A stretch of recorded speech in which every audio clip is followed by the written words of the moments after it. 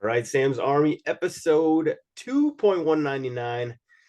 Oh, we got a lot to talk about this week. Headlines, we got MLS jerseys, Thierry Henry, and United ownership news. Weekly What If, best 9 going in the world right now. Premier League, Arsenal, and an incredibly interesting weekend. And then rest of league, we got some stuff to talk about. Champions League and the SheBelieves Cup. And finally, stoppage time with Ivan, Toney's best bets, and everyone's favorite segment, GOAWs. Then stay tuned for what I think is a fascinating look at the world of soccer agents via a fun chat with Chris Wingert, who a lot of people will probably remember from his time in MLS, but who is now head of international soccer in North America. Hopefully, I'm getting that right, with Rock Nation, which everybody knows from Jay-Z founded the company, and now they're making moves in the soccer world. So listen, this is the second agent I've talked to. I find it incredibly illuminating, incredibly interesting, and Chris is a great guy. So stay tuned for that later in the episode. But now it is time to welcome in these beauties here with me this week. Number one, first up, we got Antoine Hapino, knee deep in preseason with Hartford Athletic at the moment. Here's a question: has moving back home, or at least close to home, been everything it's cracked up to be? Not quite yet, just because I'm not really there. No, you're I'm not there down in yet? Florida right now. Well, I'm down in Florida right now, so Oh, that's true. Good point. Good point. You dropped off the baby and headed south. yeah, pretty much. Smart. Okay, good move. Good move. Tweedle number 2, Mitchell Goulet, aka Overtime Mitch, is back. And your question, was probably obvious. Everybody knows I'm going to ask you this. There's this teenage filter on TikTok that all the olds are going ham with at the moment. Do you not even know about it? Are you so far out of the TikTok world here? Was this the obvious question about a TikTok filter? Yeah, continue. I'm probably the answer is probably going to be I don't know, but you can continue. Yeah, no, I was that was a sort of an ironic start to the question. But have you used this teenage filter, which basically makes you look like a teenager? No, I don't have too many more years to lose. I'm not far removed from a teenager. I like to remind myself that. But no, I'll give it a shot. I feel like you have though. There's a No, whole reason why you're asking. Yeah, you have. no, I haven't. I went on TikTok today. Somebody sent me a link to some. I think it was Darwin Nunez took a picture with a Manchester United fan, and the fan like ripped off his sweatshirt and said, I'm a United fan. I don't know, whatever. Anyway, but to get to that, I had to I accidentally scrolled through about 4 or 5 of these Accidentally. teenage filters, which now that I think about it, may actually say something about me. Like they somehow identified me as somebody, the content this would resonate with me. So yeah, I guess maybe we'll have to cut all this and I take it all back. We'll see. I don't know. Okay, Tyler Terrans looking less windburnt this week since he's not fresh off the slopes.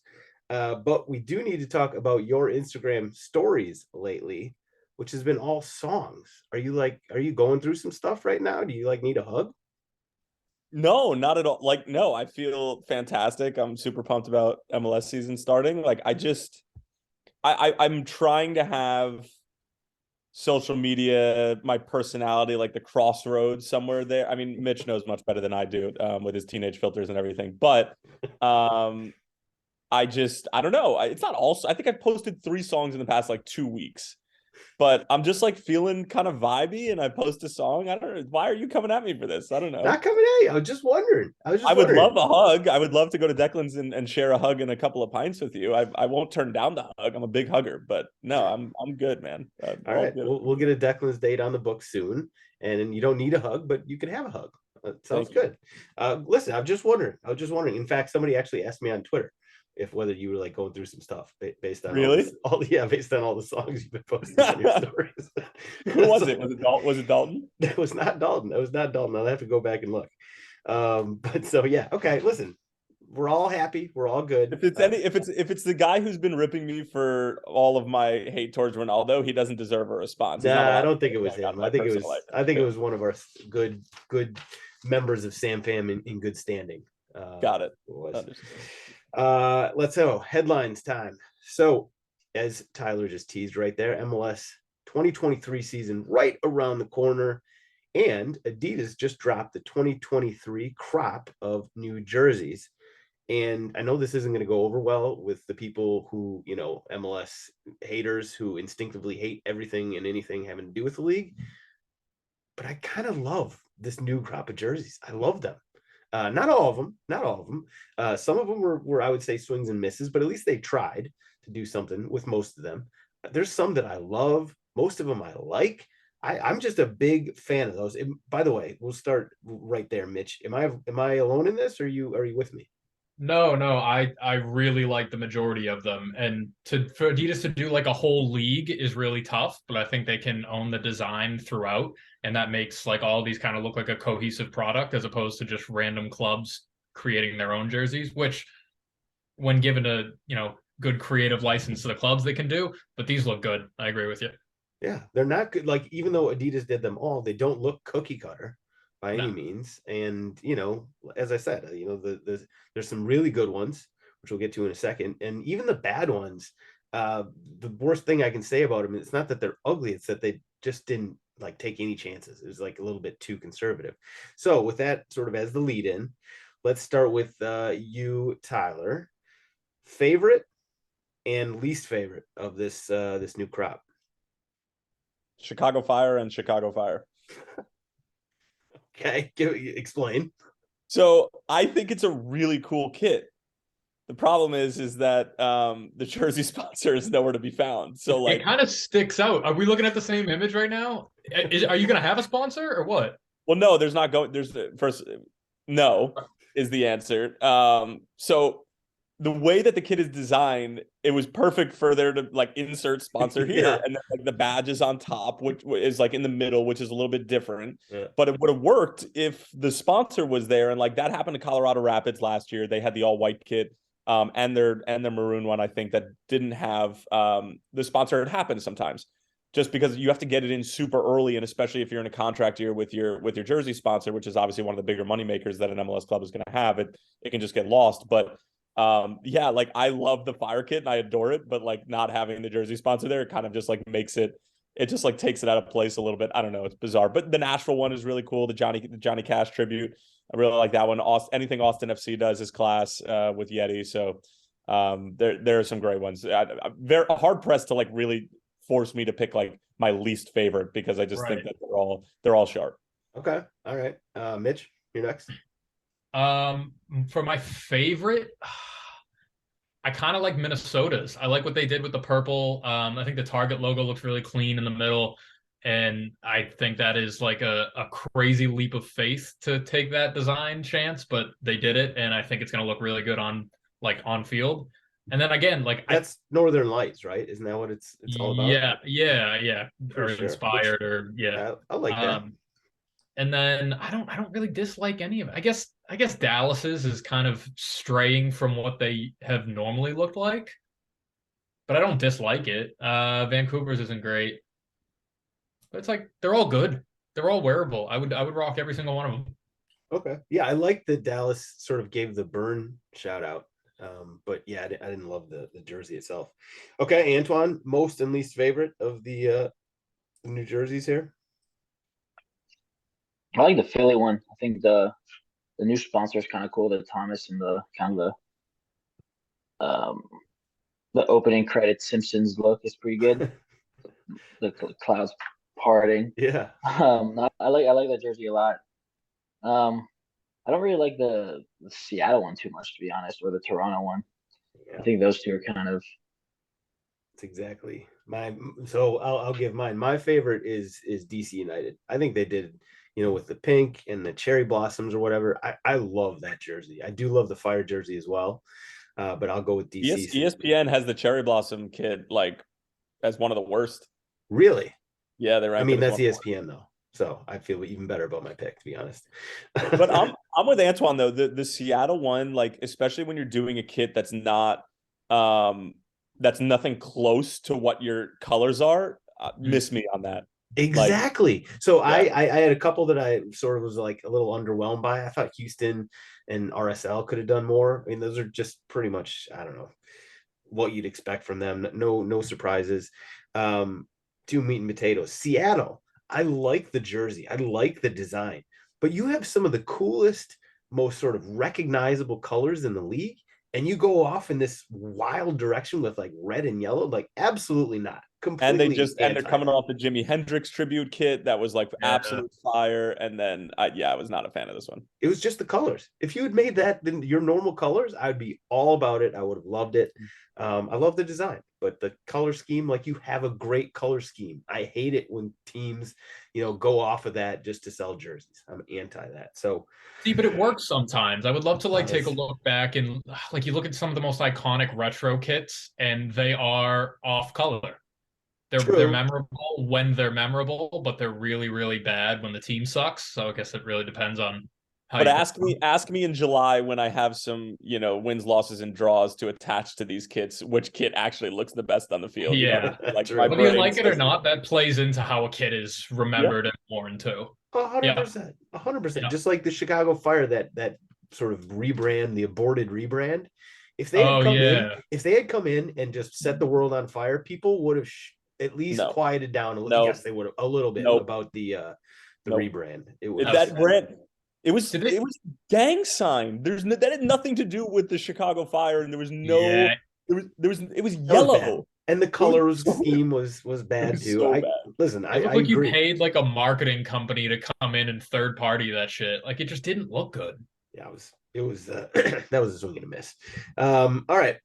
Next up, Thierry Henry made some interesting comments on, I think it was the CBS Champions League post-game show or something on Tuesday or Wednesday. He basically dropped some incredibly not subtle hints that he would be open to, if not straight up wants, the U.S. men's national team head coaching job. I mean, this is going to be, I don't know how to describe it, like a hot button, controversial, polarizing. That's the word I'm looking for. This is going to be kind of a polarizing topic, I believe. So, people are going to be wowed by Thierry Henry, the player. The coach, to me, we'll get to it. But let's start with you, Tyler. What are your thoughts on Thierry Henry as the next coach of U.S. men's national team? Yay or nay? I think that's really nice that he is interested.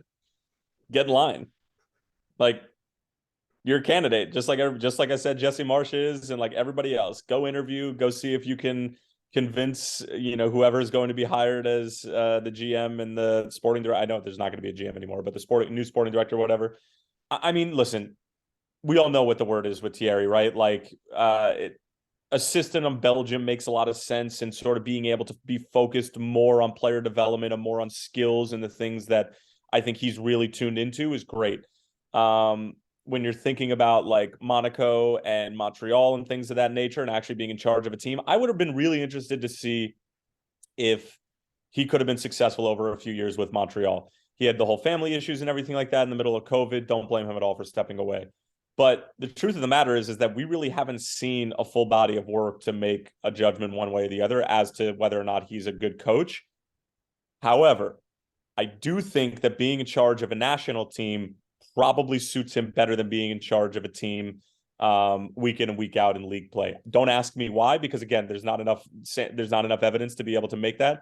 But I just get the feeling that he could create the culture and get guys to buy in for a couple of weeks at a time, which is basically what an international manager is responsible for doing. And then go do his TV gigs in between. Yep. And okay. Yep. All right, Mitch, you look like you had some qualms with that. What are you thinking here? No, it was more of a roller coaster of agreeing, disagreeing, disagreeing.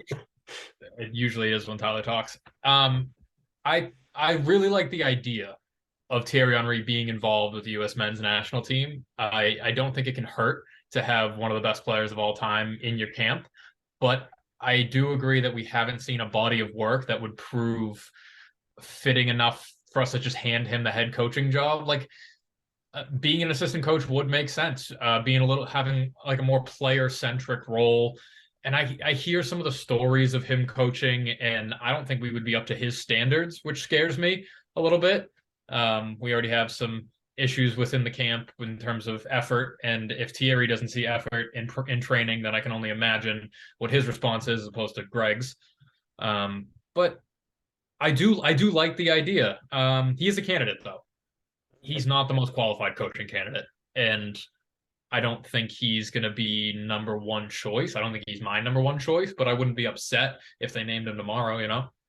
All right. So keep in mind, everybody watching or listening here, we're talking to Mitch and Antoine, two guys with French connections in their past, who are also, Arsenal fans, and we're talking about one of the best to ever do it, perhaps the best Arsenal player ever. So Antoine, with that as the lead in, what are your thoughts on Thierry Henry for U.S. men's national team coach? I think it would be an incredible risk for the team to do that, to be honest. I think with everything that's at stake in 2024 to 2026, it would be an incredible risk to try to put Thierry, a guy again like Tyler said, hasn't had really a ton of experience as a head coach at the international level. I think there's way better candidates who would also be interested. Again, I think it's got to be a process of finding the right guy, and just like Mitch said, get in line, kind of your candidates, just so you can convince them that you're the guy. But I don't know. I think it would be a risk, and I don't know if it's worth that risk. I don't know if there's a really huge upside to it. Right. I mean, the 2026, that's always been sort of this pie in the sky goal for us, right? And I think it's an attractive job. We've talked about sort of maybe we think it's more attractive than it really is. But I think it's too risky. I just think it's too risky. Go for it. Can I interject and say that I think that from a commercial and marketing standpoint and getting people excited about 2026, particularly casual fans and a lot of people who play FIFA and, we're used to running around with Thierry Henry in his glory days, like on old FIFA games, and getting those people jacked up about the World Cup. And then there's a coach of the U.S. men's national team that they've actually heard of and is a legend of the game. There is serious marketing and commercial value in that. Not that that's important to what we're trying to accomplish in 2026, but that is something to keep in mind, because at the end of the day, what you're looking for is that boost in the stock chart in Major League Soccer and soccer in America, similar to what we saw after 1994. What happened in 94? MLS is born a couple of years later. So like now we're looking for that huge uptick, and Thierry Henry he's got some gravitas, and he can help with that goal, which is going to be of the federation, not necessarily of pundits such as our distinguished panel here, who just want to see the U.S. perform well and maybe get to a semifinal. Yeah, talking heads. Yeah, you're right. I mean, I don't know how much of that weighs in. Obviously U.S. soccer, I think they do a pretty good job on the commercial side. So how much say they have versus like a sporting director, I don't know. Mitch? On the there's going to be a boom after the World Cup. Like it's inevitable that there is going to be a rise in popularity and the casual fan too. But it's like, does Thierry Henry move the needle for the casual fan? I don't think he does. I don't think enough people. Yeah, for the casual fan, like people have heard of him. Don't get me wrong, but those people are either fans of the game at this point or they're not. Would Wayne Rooney move it more? No. I don't think either. I feel like the casual fan, it's Ronaldo, Messi, right? It's not really. I think you're talking real casual. You're talking about like. Yeah, I am talking casual. Maybe we have different definitions of casual, but I'm talking about somebody that is going to tune in on the games because they're either a half hour down the street or the U.S. is playing. It's an excuse to have some Super Bowl-esque party. I don't think there's going to be more casual fans who are going to, during the World Cup and during the men's national team cycle, learn about the coach and find out that, oh, he's an Arsenal legend and a French legend and a legend of the game as a whole. Like, it doesn't move the needle a little bit, and maybe if we see success, he sticks around and it kind of shapes what this World Cup looks like. Yeah, but for the average fan, I don't know. Okay. We've sort of there's a little bit of a precedent here. Jurgen Klinsmann came in with a lot of name brand recognition, maybe not as much as Thierry Henry, but yeah. Hold on, are we talking about Jurgen Klinsmann and Thierry Henry in the same sentence? Well, listen, Klinsmann was big. This dude was big, and he was coming from the German national team, so he had that going for him as well. Yeah, there's a lot of pluses and minuses and risks and whatever. I think it's too risky. I'll just say right now, I would prefer Jesse Marsch over Thierry Henry. That's me. All right. Next up, and I think last for headlines, we got two, not one, but two official bids have been submitted by would-be buyers of Manchester United. So the first one is from an Englishman and lifelong United fan, apparently, Jim Radcliffe, or Sir Radcliffe, as those blokes like to call him. And then the other one is from a group of Qataris led by a literal sheik. So, Mitch, start with you here. Thoughts on United becoming, well, another oil club or oil money club? I don't like it. I don't like outside firms buying clubs. I don't think clubs should be for sale as often as they are. I think it ruins the culture of a club. No, bad. Thumbs down. The other side of that is that we're talking about the Glazers, and the Glazers are probably the most hated ownership group in the devil that you know, man. Yeah, seriously. Devil that you know. Okay, all right. The more oil money taking over, big clubs that were signed up for the Super League, the more likely of a chance that thing's actually going to happen. That's probably true. Antoine, any thoughts here? I struggle to care anymore about this stuff. It's just like every club, at this point, it's just every club in the Premier League is going to be backed by countries. So it's really tough. I mean, you let one or two go, it's how can you complain about a third or a fourth? At some point it's just going to be the way that it is, and players are going to be very expensive. Yeah, it's at a certain point, it's just sort of like really, really rich people are going to own everything. And is there that much difference between sort of the amount of money that the Saudis can throw? Yes, they have ungodly amounts of money, but like with financial fair play and the other rules that may or may not actually have any bearing here, I guess we'll see. We all know about how effectively that financial fair play is enforced. True, but we'll see.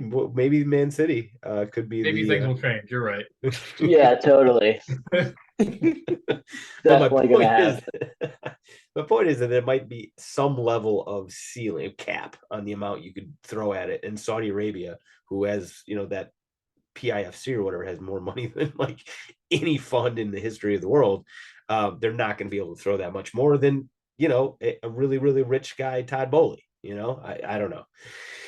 But that's interesting, and I'm sure there's a lot of Manchester United fans that are either going to have to or are already deleting a lot of tweets about oil money. So that should be fun. Weekly what if time. So this one obviously came to mind because of Marcus Rashford's insane goal scoring form of late. He's got 24 goals and 8 assists on the season, including 14 goals and 3 assists in the Premier League, and he scored in just about every game over the course of the last couple of months, except for when Chris Richards had him in his back pocket. So right here, right now, starting with you, Antoine, you're a striker. Right here, right now, you got one game to win and your life depends on it. Who's your striker? And let's assume Fuller and Balogun is not a candidate. So we're going to go with Rashford, Erling Haaland, Harry Kane. Who are you going with right now? I think just in terms of pure form, it has to be Rashford. I think everything he's been doing has been incredible. He continuously scores good goals. I think he's the type of guy who you can pretty much count on getting you at least a goal. And that's kind of what you need from your 9. And obviously Haaland and Kane are also incredible, but I think in the moment, just in terms of pure form, it's got to be Rashford. So you're just going straight form. Okay. Mitch, what do you think? Rashford, Haaland, Kane. Victor Osimhen. Okay. Who am I playing? Who are we playing? The Monstars. Oh, fuck then. Yeah, like Rashford's form has been undeniable. Haaland has been like he poaches. He just scores differently, so he doesn't look as sexy when he does it. He's still pretty sexy. It's not going to be Kane because I'm biased. It's going to be Haaland. Okay. He's the best goal scorer in the world. And Rashford's run of form doesn't change that. He's good. Rashford is playing phenomenally lately, but if I need a goal and it hurts my life, it's Erling Haaland. Okay. I think against the Monstars, you got to go with Haaland, by the way, because yeah. You know, he's got that Norwegian closest thing to a Yeah, monster. I was gonna say he is the Truly. Monstar. Exactly. He's a He's a Viking Targaryen Monstar. Monstar. Yeah, Yes. there you go. Tyler, who you Rolling got? him up there. I don't know if it's because Mitch has a girlfriend now, and I really just wanted to disagree with him out of spite. But when I was thinking about the answer to this question, I was just like, boy, Rashford has been in really good form, and like I don't know if anybody's striking the ball cleaner right now in front of goal than he is. But like even on Rashford's best day and Haaland's worst day, Haaland's still probably going to attract more attention and probably finish one off too. But I will say, I'm going to go with Rashford just to be different. Could we talk about how on his first goal, how wide open Garnacho was? And if he missed that, I would never speak to Rashford again. And like that just goes to show how good a form he's in, that he has a runner at the back post who's quite literally naked. And he decides to take a shot from a bad angle and punish the bottom left corner. And nobody thinks twice about it because he's in that type of form. Anyway. He is in that type of cologne. Well, first of all, stinky jealousy is a stinky cologne. And you know, your jealousy of Mitch's girlfriend is noticeable and smelly. It's not that I'm jealous of his girlfriend. Mitch and I had this like single guy type thing energy going on. Right. Now he ruined that with his lady friend. And by the way, you know, he put it in the group chat. Like I thought that was going to be the obvious question about like right. When you said Mitch, I have an obvious question for you. I was like, oh shit, it's obvious. Here it comes. Yeah. But no, I'm not answering questions that weren't asked. So so we got 2 Rashfords and we got 1 Haaland. I mean, I have to stand up for my buddy Kane here. Like he's been there, he's done that. Yeah, missed that penalty, which you know sort of hurts my my case here. But you're not actually, but like okay. No, I probably go with Haaland. I gotta go with Haaland though. Good. Okay. I was gonna say. Yeah, listen. It's pretty funny though. You see, I think there was like a graphic that was floating around. I don't know where I saw it, but it was comparing Rashford's like career stats and Nicholas Bender's career stats, and they were like identical. And it's just one of the, like the crazy, like you like can't believe it. When you look at the numbers, it just makes absolutely 0 sense. I mean, that's lies, damn lies. If Ronaldo didn't go to Manchester United, Rashford would be miles ahead of him, like closer to like Andy Carroll level as opposed to Nicholas Bender. Rashford clearly was kind of he burst onto the scene like in a ball of fury and scored all those goals in the first 3 games or something.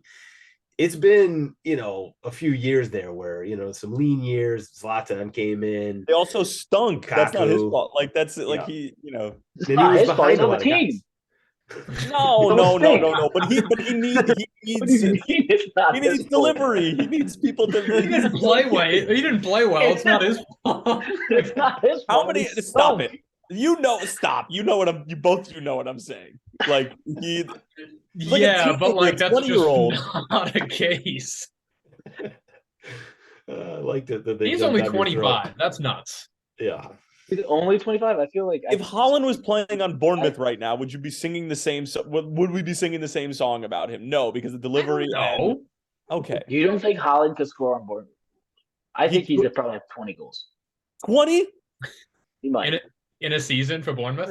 You're insane. Yeah. Sure. No, you don't think that's possible? 20? No. 12, maybe. No way. I think I'm closer to 20. 38 games. If he's taking penalties, he can get 20. Yeah. For sure. Bournemouth, how many penalties is Bournemouth taking this? Bournemouth draws 2 penalties a season. So. I'm going to look this up right now. You guys are spitting bullshit right now. Whatever the number is in this hypothetical world, there would be more because Haaland would earn some. Also, Man United was not Bournemouth. Let's be honest. Let's be totally honest. Like they were bad, but they're still buying expensive Bournemouth players. Beat Manchester United in their first year back in the Premier League. They're still buying expensive players. Like they're still going out there and trying to find good players. Yeah, they struggle to find the right players, but at the same time, he was on that team and they stunk. Whose fault is that? He's got to take part of that blame. not his. He's not from the bottle. Anyone but Rashford's fault. I mean, he also, as I said before, like he had guys that United kept bringing in, kept stacking him ahead of him. You know, Martial came in, you know, Zlatan, Lukaku, Ronaldo. I mean, you know, there were a lot of guys that they kept trying to stick as their 9 without giving Rashford. I mean, he had some shots. Isn't that a terrible indication of who he is as a player during those times, though? Like, if you think about it that way, if they're going out there and buying expensive 9s like Lukaku, Anthony Martial, Zlatan, Ronaldo, all this stuff, they're bringing these guys in to play the 9, they truly believed he couldn't play that position. Or you know, they were truly dumb in that thought process. Just so you all know, Bournemouth has not been awarded a single penalty this year, and they've conceded the most penalties in the Premier League. Just so we're all on the same page. Well, they'd have, you know. So yes, Haaland is scoring all the goals for Bournemouth. Infinitely more if he was on Bournemouth.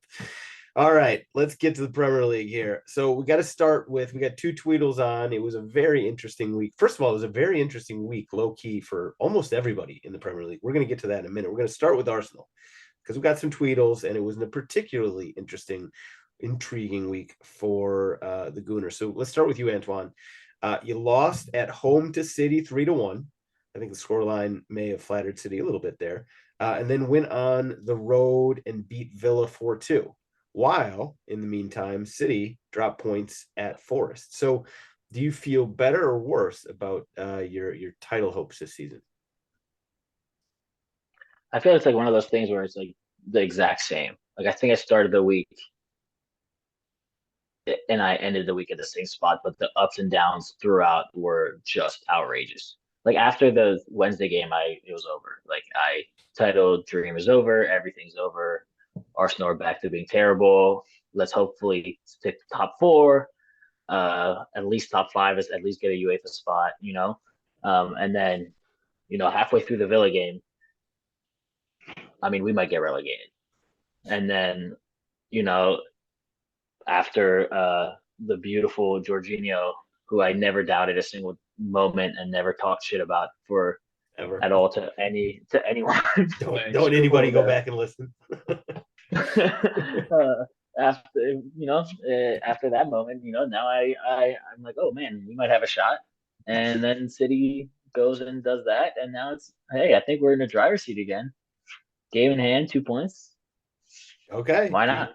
He's back. You're fully back. Mitch, what are your thoughts here? Similar ups and downs, similar timeline. Thursday and Friday were bleak.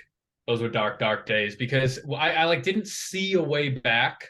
Didn't see City dropping points at Forest. That was a dark valley. I'm glad it lasted as long as it did because even halfway through the Villa game, like, uninspired, just overall sad. And then we did what title winning teams do, which is we fight back and we get results. If we were not a title winning team, we would have drawn that game 2-2 after that 70th minute goal. We missed chances as well. Like, Odegaard missed a wide open net. Yeah. And that to a lesser team might have killed momentum and vibes and, you know, hey, we can go win this.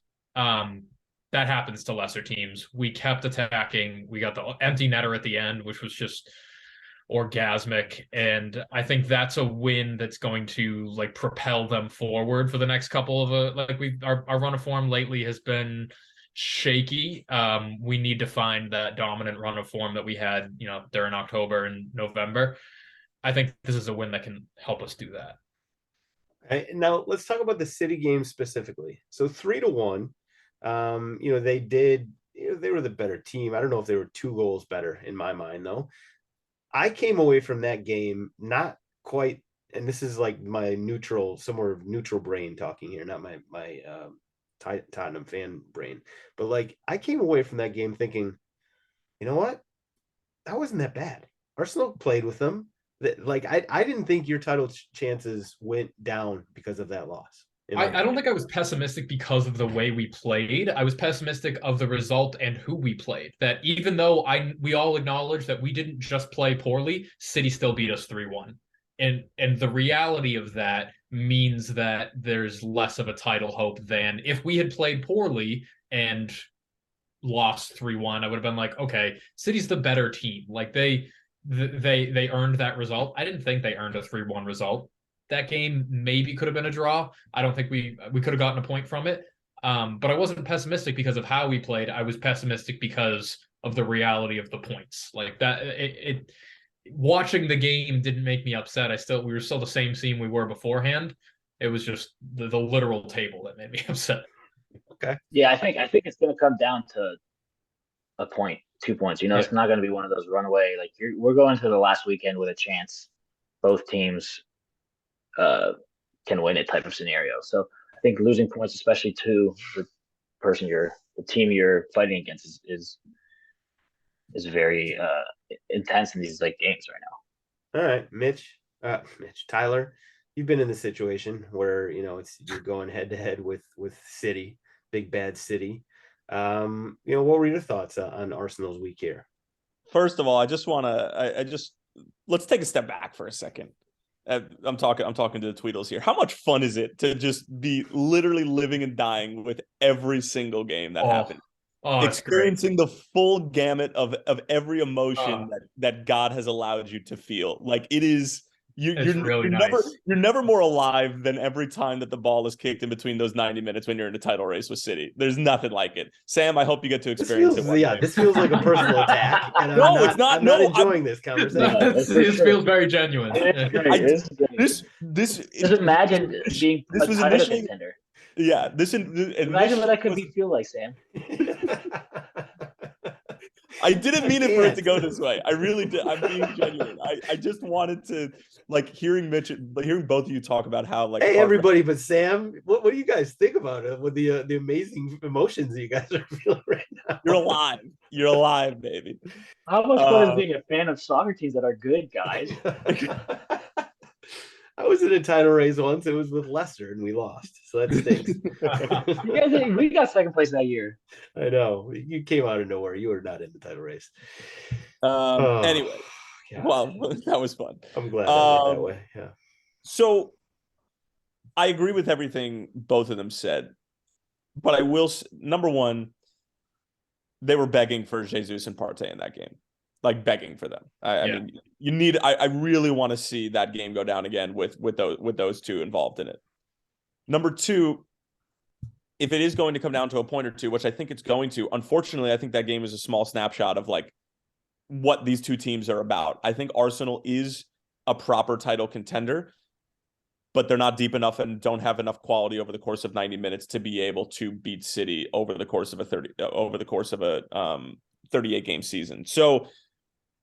Yes, like Arsenal didn't play poorly. I don't think that it was a 3-1 game, but if you're going to make those types of mistakes and you're going to give City these opportunities, that's unfortunately what's going to happen. So like, I think that everything that went down was like almost fair and representative of like where these two teams are at. Now, granted, if Arsenal get healthy and like they could potentially turn this around and be a team of that level of quality and punish teams like that, but the follow-up against Villa, I mean, that is the sign of at least a contender, not a champion yet, but a contender.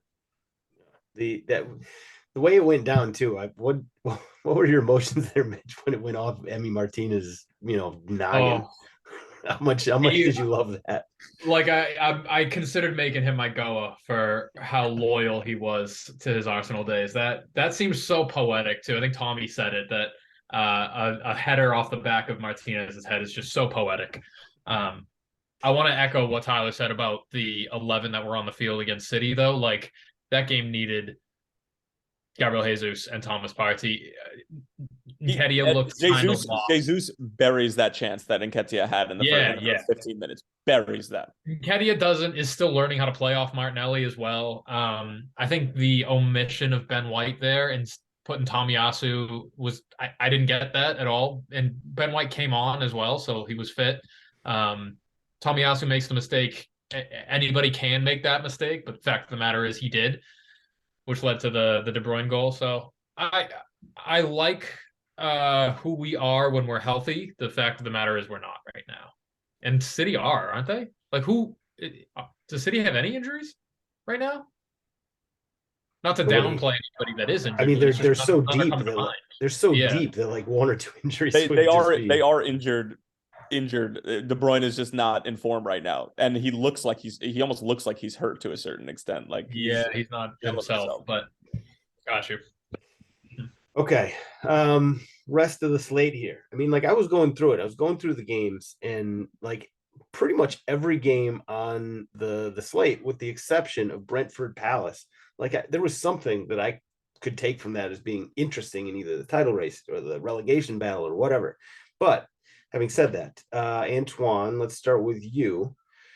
So outside of the Arsenal games, what result stands out to you as perhaps, most interesting, relevant, poignant? I think Chelsea losing, just because it kind of makes me happy. I think it's kind of wild. I think, I mean, obviously they just brought in Potter, and the front office has continuously said that they're going to back him and give him a longer time and all that. But it's a pretty wild because they haven't looked good. They haven't won games. They aren't playing well. They don't seem to be responding to Potter at all. So it's kind of an interesting situation where at some point there's going to have to be a hard decision made where it's like truly kind of go through what Arsenal did, right, with Arteta, and be like, okay, this is the guy. He just needs to figure it out, or he just needs his guys. But I think they're in a very dire situation right now. Yeah, losing 0-1 at home to Southampton is a real tough result.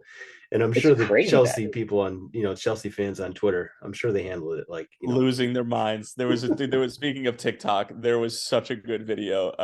And this kid was English kid losing his mind. He was like, it's like watching Southampton every fucking week. It's so good. I mean, he's not wrong. They stink right now. Do you think, okay, here's a question. Mitch, you go first. Do you think Potter is going to survive this? Oh, did you see? Well, first of all, did you see what they came out and said, though? Not that this really had, before Mitch answers that, they basically came out and defended him and said he's going to have quote unquote years to get this right, not months. Yeah, I did see that quote. Anytime I see a quote like that, it makes me more nervous about the coach's job. But I think that there is something to that, given the big overhaul that they just had, and like an expectation, realistic expectations that it's not going to be solved overnight. Although you still didn't solve your biggest problem with all that money that you spent. But anyway, but somebody who spends that amount of money knows that those kind of investments don't always pay off like that. Like Todd Bowley's a money guy, not a soccer guy, so I think he's going to have a little more patience with the millions and millions of fucking dollars he spent. And if they said he's going to have months or years to work on it instead of months, then like, why come out publicly and say that if they don't mean it? Sure, Potter's going to stick around and slide down the table even further. I don't know. What are they, 10th now?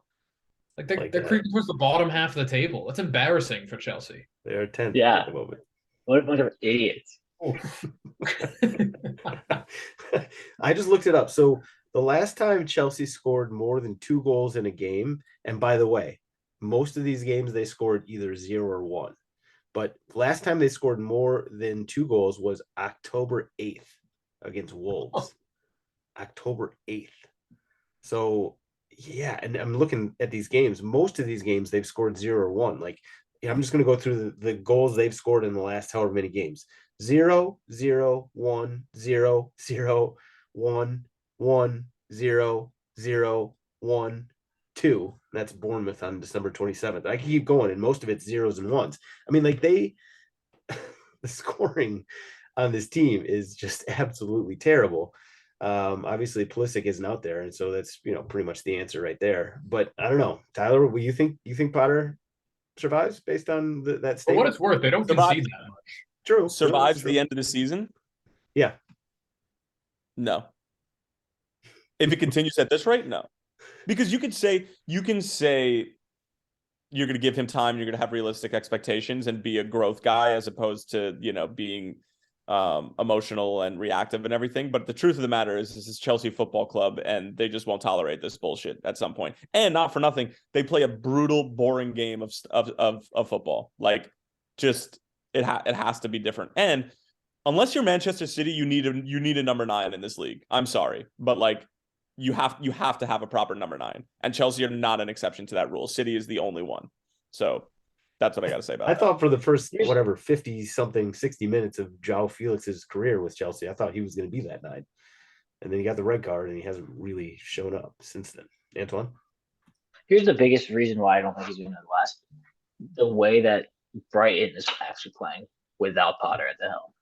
The fact that they're continuing their form and doing everything that they were doing under him kind of, undermines the fact that he had anything to do with it, right? It's one of those things where it's like, maybe it wasn't him. Maybe they just had a, great group of players and a great, organization that helped these players grow.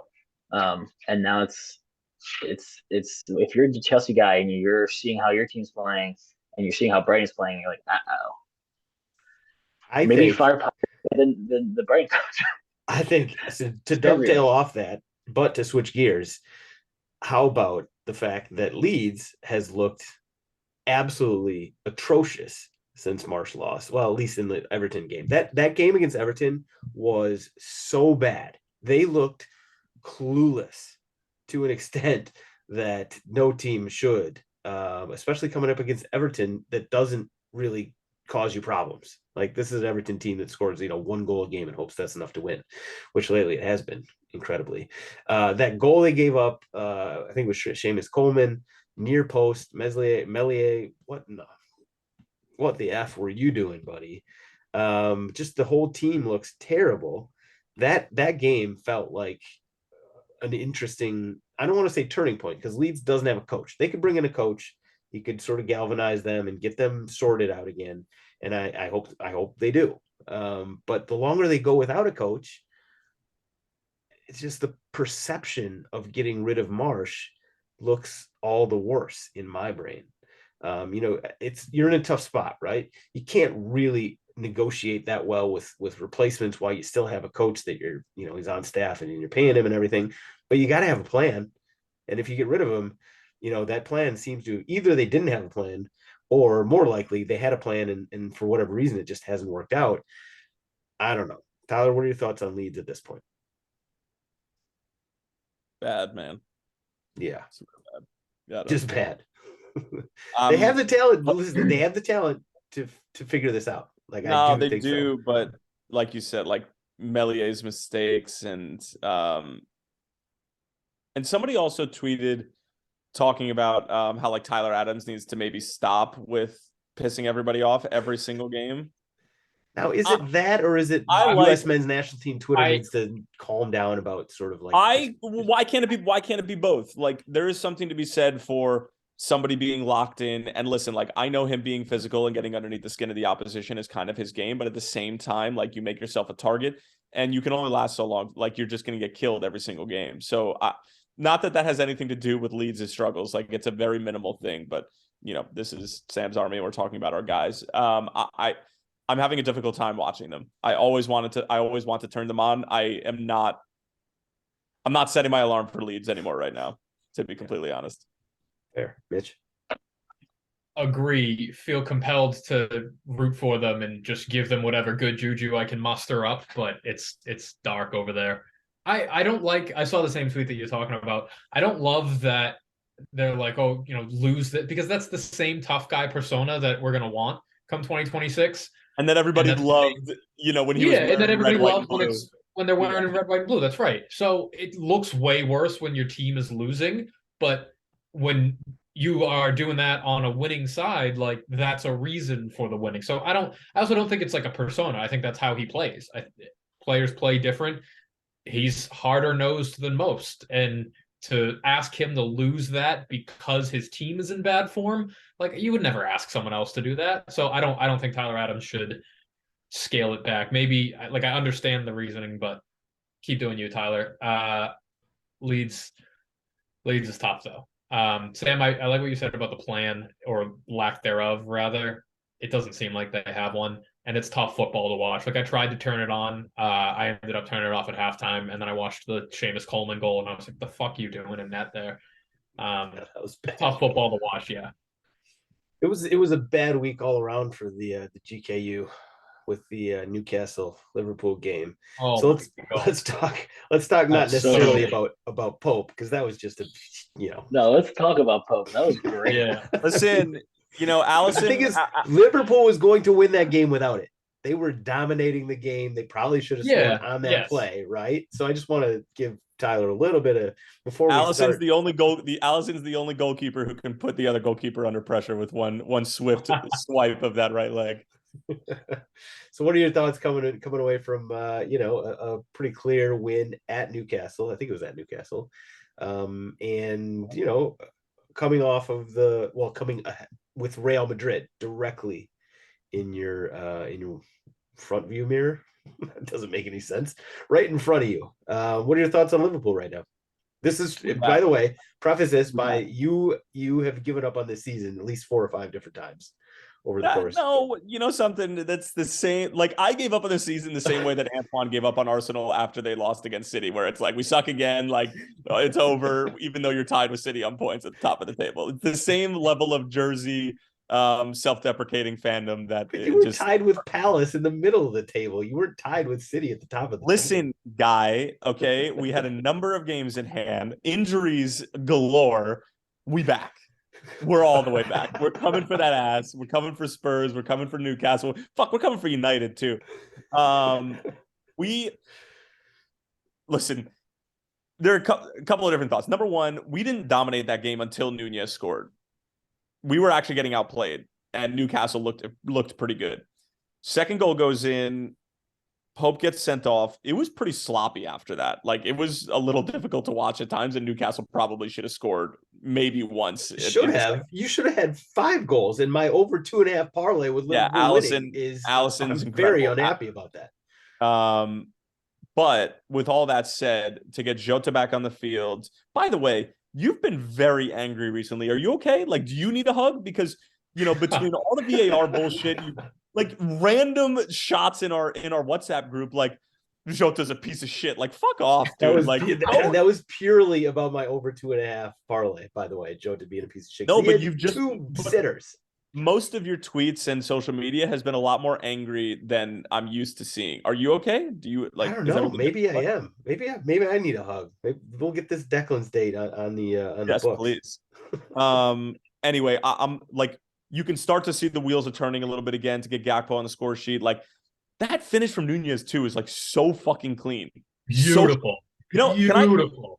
Can I say something? And I'm probably going to catch just a tremendous amount of shit on Twitter for this when I say it. He has some Suarez in him, where like he doesn't think he doesn't think, he just does. Like, some of these shit that he tries to pull off, does it come off anything close to Suarez? No, but like, the way that he strikes the ball and the way that he goes about his business sometimes, like, he's got some of that dog in him. Antoine, talk to me, baby. Let's go. I mean, I'll give you Balotelli, not Suarez. He doesn't think so. He's like, Suarez is just an outrageous, like, it's not a good thing. Darwin Nunez should think more. Let's No, he's not equipped. He's not equipped. He is not thinking enough on the field. Let's put it that way. And it works because Luis Suarez when he doesn't think he's a natural. Darwin Nunez is not a natural. He needs to think a little bit more. I see where Tyler's coming from, though. I do see where Tyler's coming from. But you can't say that. Like, you just can't. I didn't say he's Suarez. I said he has a little bit of Suarez in him. And internationally speaking, they're both from Uruguay. So the chances are that they are. It's not that they're what? It's possible that he's got a little bit of Suarez. Yeah, okay. I don't know. Like, we all come from somewhere. I'm just saying. Oh man! All right. So listen, Liverpool's back. What are you going to say though if Real Madrid come to Anfield and absolutely batter you? We'll get pumped. But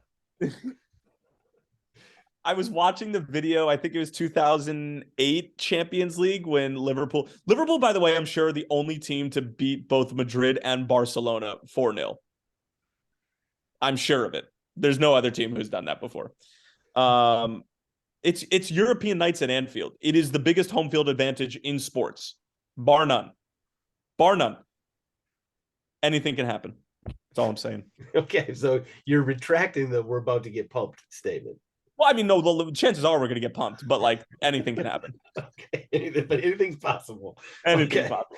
All right, let's round out the Premier League here. So listen, Fulham beating Brighton is a huge result for them. I think incredibly impressive. Ream team just keeps doing what Ream team does. Forest City, we talked about Chelsea, Southampton, Newcastle, Liverpool. Wolves losing at home to Bournemouth. Is Bournemouth not terrible? I don't get it. Like, did their like January signings like turn them into like a team that might actually stay up? I'm very confused. Imagine if they drew some penalties. Yeah, where would they be right now if they had Haaland? They just need to sign Haaland. I mean, don't know. they beat Wolves. I wouldn't. Yeah, but Wolves They're has not on been my better radar. too. This is more blasphemous than me saying Liverpool's back at this point. You like for you to waste just more asking than questions. 30 seconds I'm of our just asking time questions. with this conversation is upsetting. You're asking leading questions, just like asking Mitch if he's tried out this teenage filter on TikTok. Those are very leading questions. Listen, I'm just asking questions. Bournemouth isn't like, what are they? 17th place, 21 points. That's 3 points off bottom, which is Southampton right now. I don't know. Bournemouth just has different vibes right now. I wanted to point that out. That's what stood out for that game. Spurs, I mean, we like look good and won a game that didn't have a lot of drama other than another penalty that West Ham is somehow skated past. I don't understand what's going on there. Is there anybody here who thought either the Souček penalty from week before against Chelsea or this one against Spurs? Is anybody here think that was not, either one was not a penalty? Both those are both penalties, both players. Nailed on. Right. It was no need for VAR, blow it in real time. Like just But then the fact you look at it in VAR and still decide that neither one of these is penalties. I don't understand. Christina Uncle responded to one of my tweets and she said she thought it was a penalty. I don't know. I'm just confused. I think isn't it the new thing where it's like if you're sliding, your hand that's on the ground doesn't count as being a handball, right? Isn't that brace yourself? But that wasn't the same thing as when like you're sliding to potentially deny a cross closer to the byline, and it's that trail arm. Like these were both the arm that was like in front. Like these were egregious. And the one against Tottenham, he wasn't even bracing himself. He just put his arm down and basically caught the ball.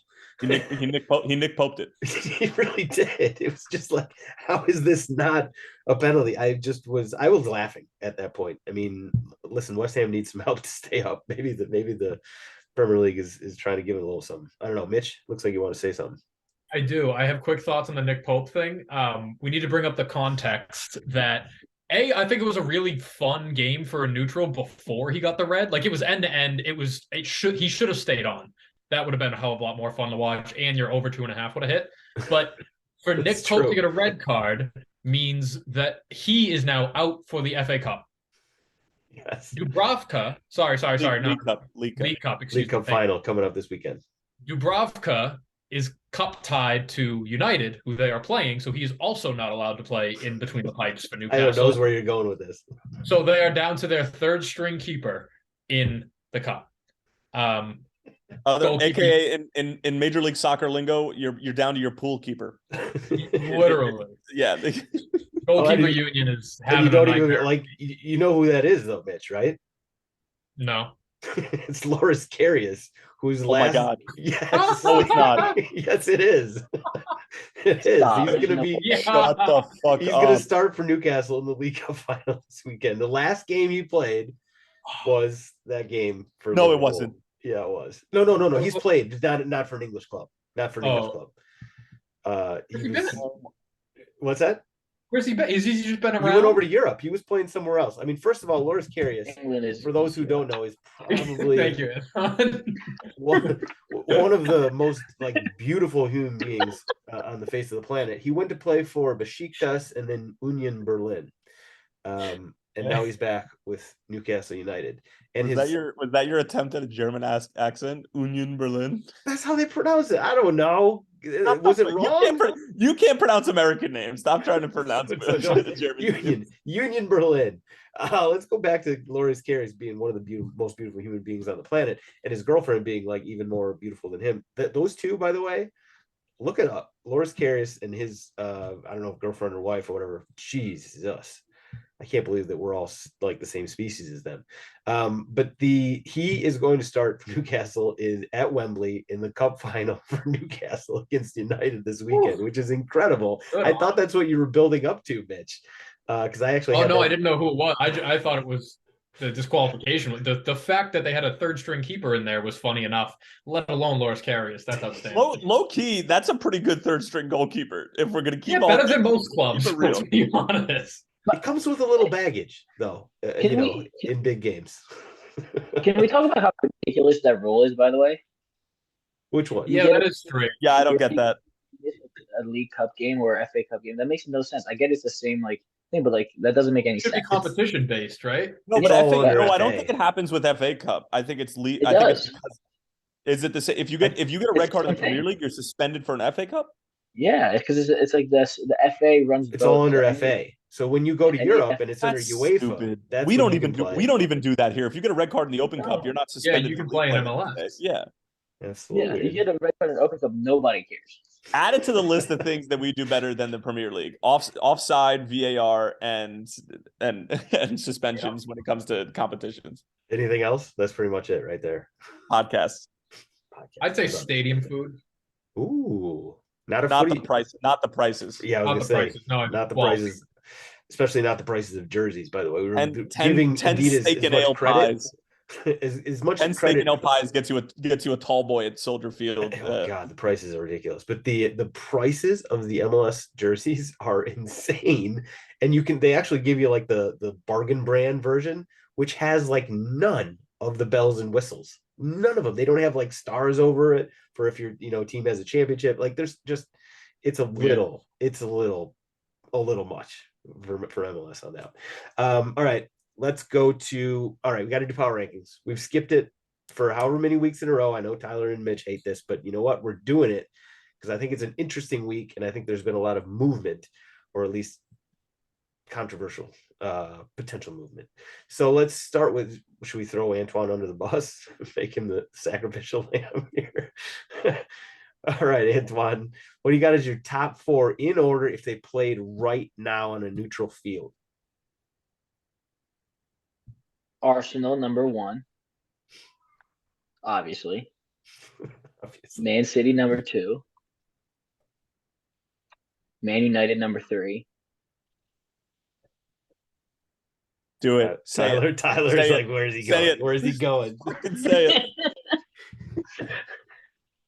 it. Liverpool number 4. Yes. Wow.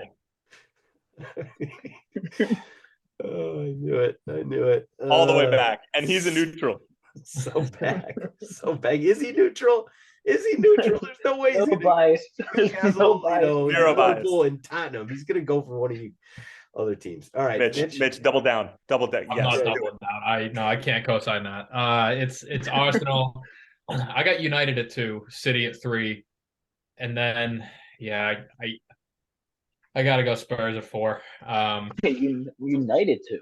United at 2, yeah. Over City. Wow. Oh yeah. United are very much in this title race. United scare me more than City do. Yeah, Mitch, totally. If they played on a neutral field right now, Spurs would definitely beat Liverpool. I agree. I think that's a bad take. Is he sarcastic? We can't see your face. We don't know if you're being sarcastic anymore. Yeah. I had Chipotle like half an hour ago. Things are happening. I'm sorry. You better hit what a time to pipe up. You got shit coming out of your mouth and your ass. I think Spurs would beat Liverpool on a neutral field right now. Man.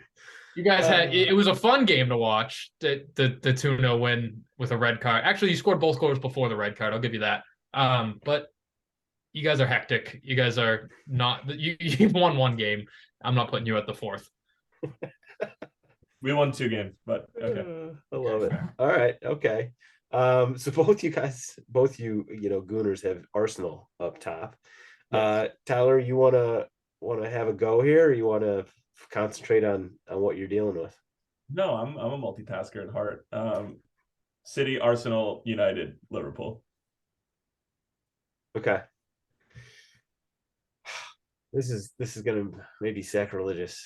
I'm actually gonna. So you started with City, Arsenal, United. Mm-hmm. I'm gonna co-sign that. I'm gonna go Liverpool over Tottenham right now. Is this some reverse Mikey? No. Yes, I it just is. listen. Yes, it If you Of want, course it it's not meant to be. I hope it is, but like not right now. Like anybody who saw Tottenham play against Milan in Champions League last week, like that was, as Mikey said, that could have been Europa Conference League. Like that was just a terrible game. It was ugly. I'm sort of recency bias is creeping in here because we are a much worse team without Romero, and when he's out there, we are a better team. But he's out. I think still. So I'm going to go Liverpool over Tottenham, in part because Romero is still on his red card suspension. Now bottom three. This is going to be tough. Leeds. Yeah, You're like going Leeds at half 20. the Leeds down there. Leeds, West Ham. Everton. I mean, your other Yeah, options are Southampton, Southampton, Wolves. You can't put, they just beat Chelsea. However good Chelsea is, you can't put them down there after they've beaten. All right, Leeds, West Ham, Chelsea. I mean, not as crazy as probably It's not not. as shitty as whatever's going on. Honest to God, form wise, you're talking crazy, but you're not. Right. The shit coming out of your butt is shittier than that take. I'll say that. All right. Listen, Leave my butt out of it. we'll go with that. Unless you got a big qualm with what was it? It was Leeds, West Ham, Chelsea. I guess we're all co-signing Chelsea. No qualms. No, we can't. We can't do that to Chelsea No fans. qualms with that at all. No, maybe. First of all, Forest. Are we taking Forest out of the conversation right now because of that draw? Essentially. Yeah. Okay. I even without the draw, I don't think I'd put Forest down there. Okay. Leicester does not belong in that, despite that 3-0 loss to United. They were the better team for the first, 25 minutes or something like that. United scored that goal, and it completely changed the game.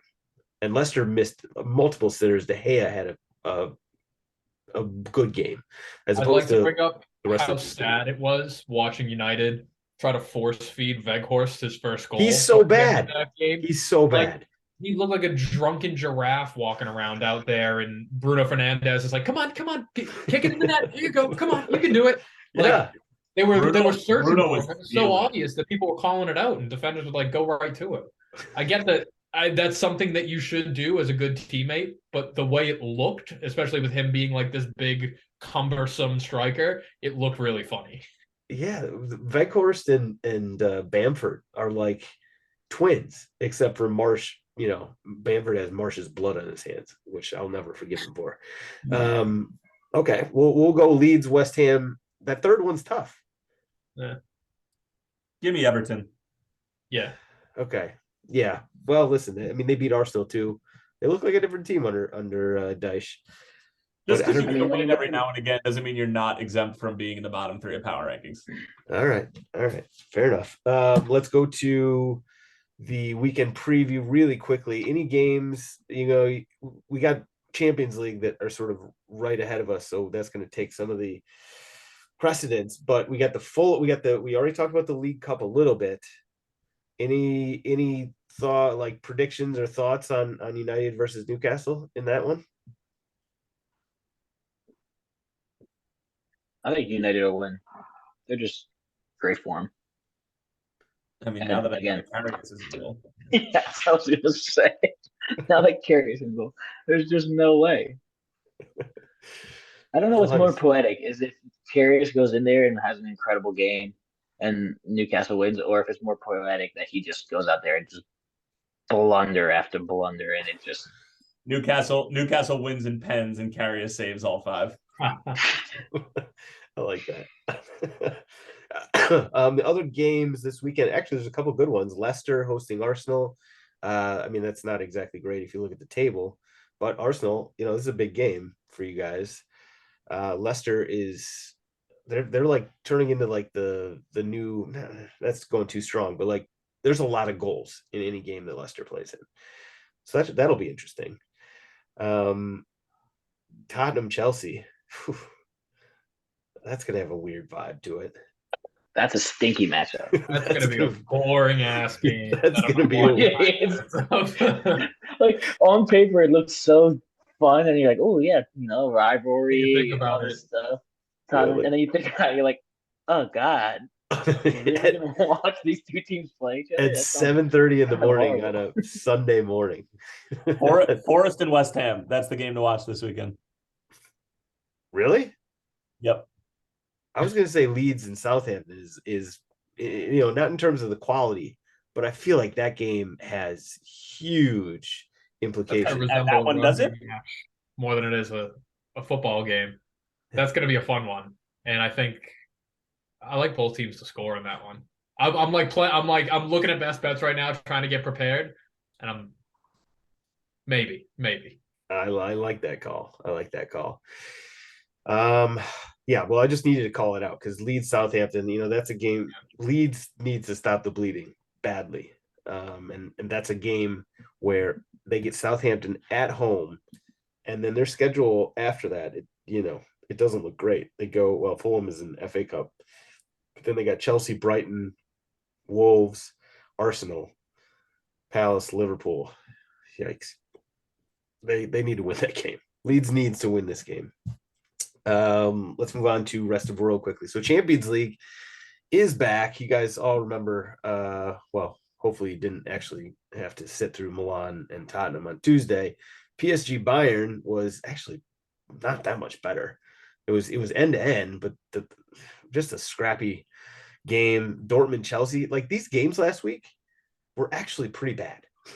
let's just be honest. All four of the games, Benfica 2-0 over Bruges, Dortmund 1-0 over Chelsea. I don't know how Chelsea didn't score multiple goals in that game, but again, it's Chelsea and their scoring problems are well known at this point.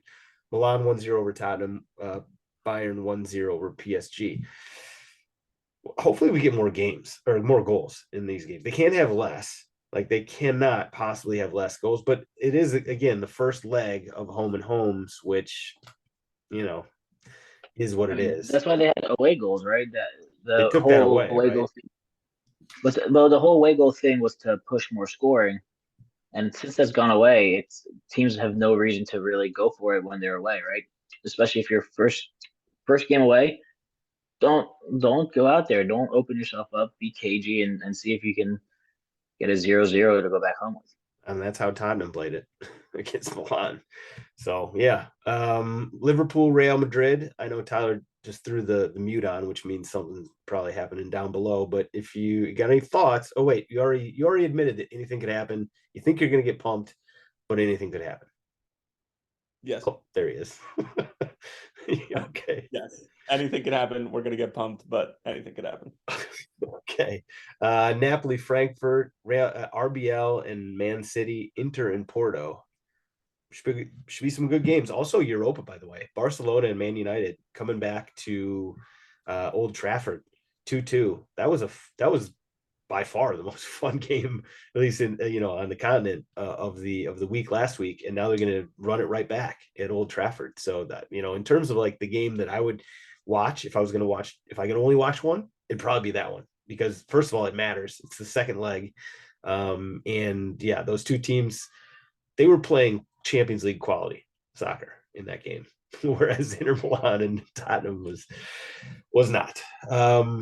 Other thing from rest of the world, real quick, the SheBelieves Cup is going on. U.S. women's team is now 2-0. We beat Canada 2-0. We beat Japan 1-0. Mallory, not Pugh, used to be Mallory Pugh, Mallory Swanson, now that she's officially married to Dansby Swanson of the Chicago Cubs, she is going off. Like she's been, it feels like a little bit of a passing of the torch in a certain respect, from the likes of Alex Morgan and whatever. But Mallory Swanson, excuse me, is legit, and it's great to see these young women coming through, and what's his name, Blatko, giving him some time, because that was always going to be the risk or the scary thing if we're going to try and go back out there with the same old crew. Anything on She Believes, or we go to stoppage time?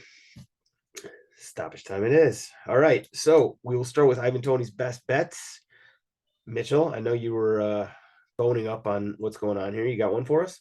Yeah, I was cooking something up. I like a little parlay. Arsenal to score twice, and Fulham money line. Parlay those two, you're at plus 295. I think Fulham go out and beat Wolves, who look like shit right now, and Fulham are coming off a win as well. And then Arsenal, like you just said, there's a lot of goals in a game against Leicester.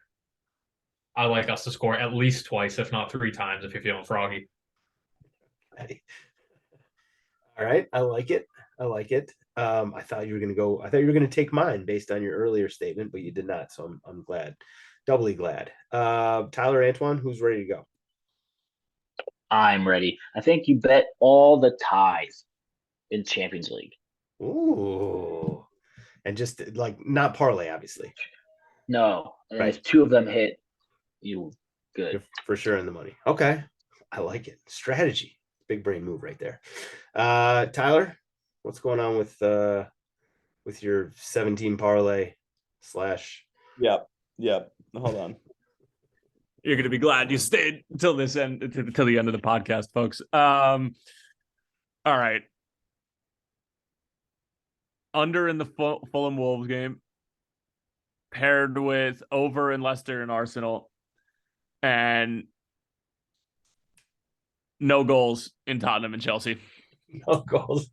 All right.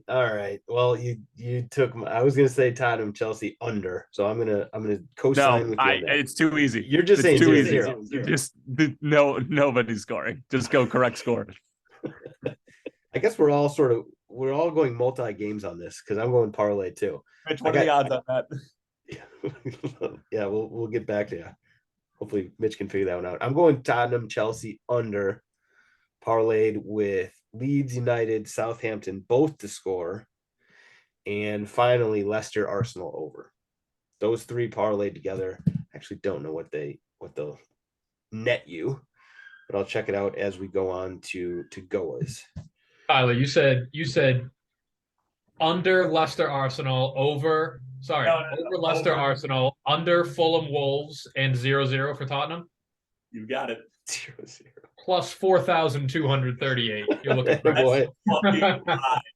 Attaboy. I love it. Nothing like a Tyler parlay to really get the weekend started. All right. GOAWs time. Who wants to go first? Whoever unmutes themselves first is going to go. It's going to be, Tyler, I guess you're unmuted. No, I got you.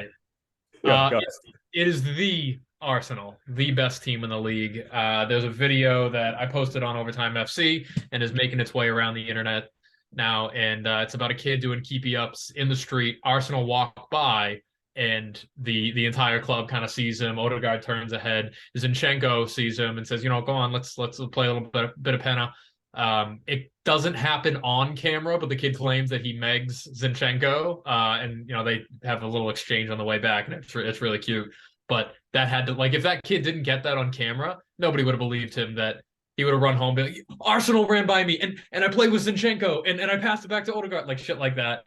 That's a core memory for that kid, and it's a mark of a good team. That's good juju, to walk through the street and be, playing with the kids that are on the side, kicking a ball around. So that's a heartwarming video for the best team in the league. That's my go this week.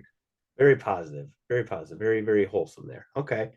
Tyler or Antoine?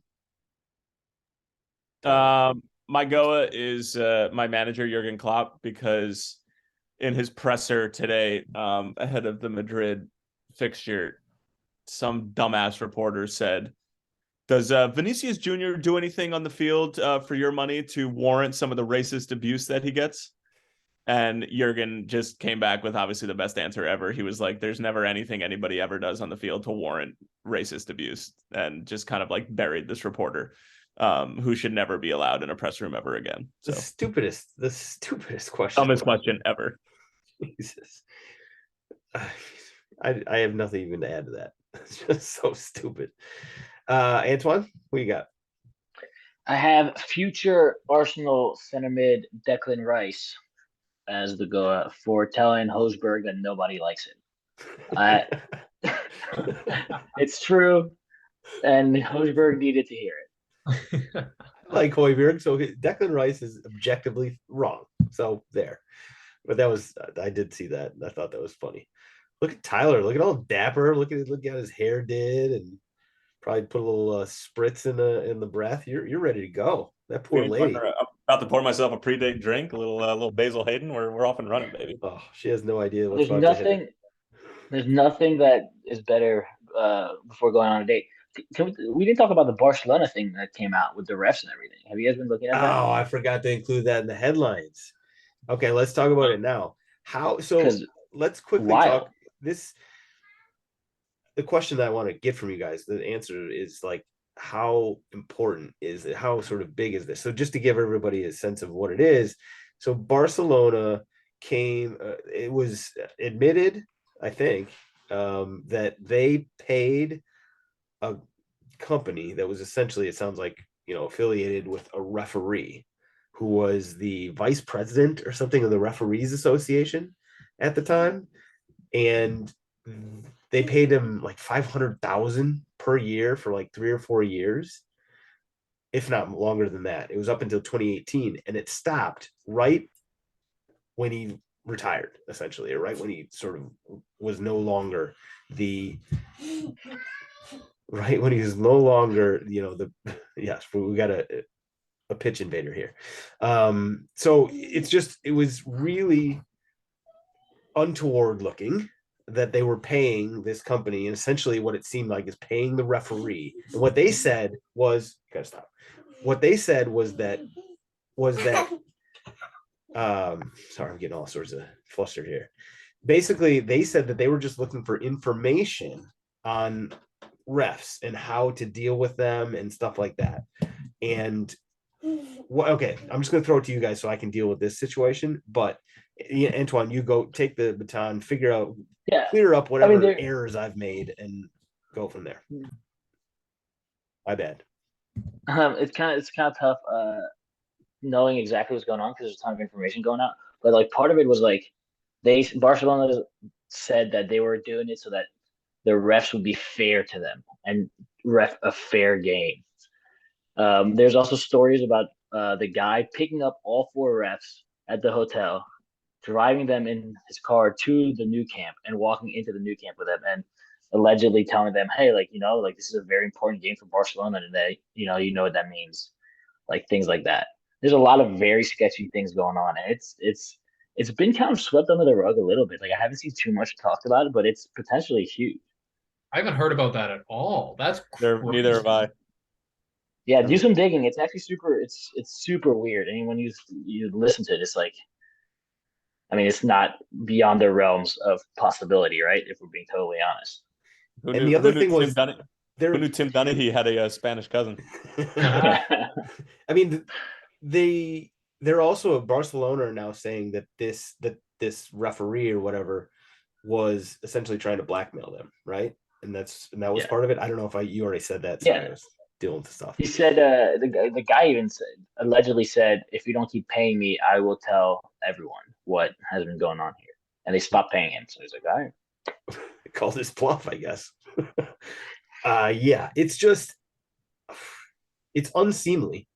Like, it's terrible. It's a terrible optics, obviously.